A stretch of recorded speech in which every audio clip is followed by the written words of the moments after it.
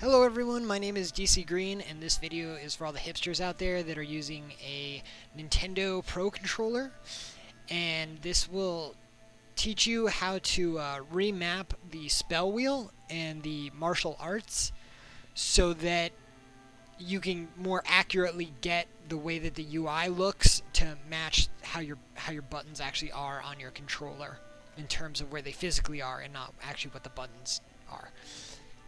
If you're using the controller, I'm sure you know, and that's why you're watching the video. So without further ado, let's go ahead and get to it. So the first thing I want to do is we're going to go to the Steam settings in the upper left. So you're going to click on Steam, go to Settings, and then we're going to go down to Controller at the very bottom, and then you're going to click General Controller Settings. And this is just so we can make sure that our Switch configuration and our Nintendo button layout are selected and that our detected Nintendo Switch Pro Controller is there. Once you've done that, you can go into your library and click on Wolong, and then on this bar right here you'll see controller layout, so you'll go here. Here you'll see that we have the Switch controller, and we're going to go ahead and go to Edit Layout, and then you're going to go down here to Action Sets. This is the first thing that you're going to do. Now normally you'll just see Default, but we're going to add these layers. So you're going to click on the cog and go Add Layer, and you're going to make two. You're going to make one for the right bumper, and you're going to make one for the right trigger.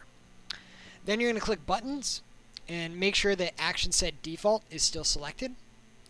Now normally you would just have two buttons here, the left bumper and the right bumper. But what we're going to do is you're going to go to the settings of the right bumper, and you're going to hit Add Subcommand, and that is going to give you this indented right bumper, which will let you give it a second function. And then you're going to click here. This is going to be blank for you, and then up here at the top you're going to want to go to Action Sets, and you want to go Hold Action Set Layer. And you're going to want to do that for both the right bumper, and then you're going to have to go Triggers, and then you're going to do it in the right trigger as well. So you'll just go here, you'll go Add Subcommand, you'll get the second one, you click here, you go to Action Sets, Hold Action Set Layer. Now this is going to give your buttons second functions, and so when you hold these buttons, we're going to be able to have them act differently so that they correspond to the interface rather than how they're mapped on the controller. So you're going to go back to Buttons, and then up here now we're going to go to our first layer, which is going to be our right bumper. And you'll see everything that we're not going to change is going to be dark gray. So we don't need to change anything except for the X and Y inputs. So you're just going to map X to X and Y to Y. Real easy.